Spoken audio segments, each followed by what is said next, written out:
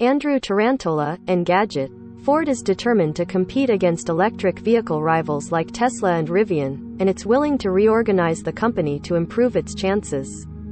The brand is splitting its car manufacturing business into separate EV-only and internal combustion engine (ICE) divisions to help it fight both new EV competitors and conventional challengers. The electric unit, Model E, is meant to speed up large-scale development of EVs while producing connected vehicle technology for all of Ford.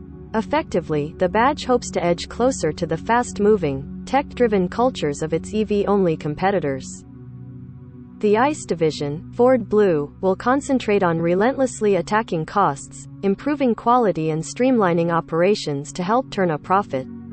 Blue will supply hardware-focused engineering and manufacturing to the rest of the company. Company chief Jim Farley will serve as president of Model E.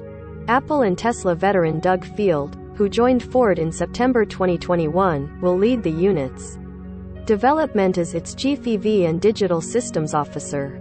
The split, part of a larger Ford strategy, isn't a complete surprise. Ford EVs like the Mustang Mach-E and F-150 Lightning have seen strong early demand, but Tesla still dominates the U.S. electric market with deliveries of over 1 million cars last year.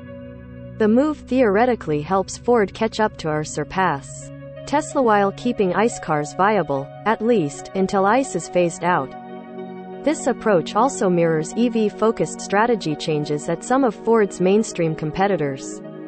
GM already plans to become EV only by 2035, while Stellantis unveiled a Dare Forward plan that will see EVs lead sales in Europe and the US by 2030.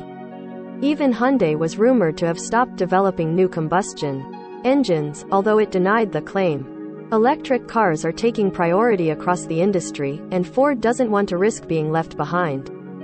All products recommended by Engadget are selected by our editorial team, independent of our parent company.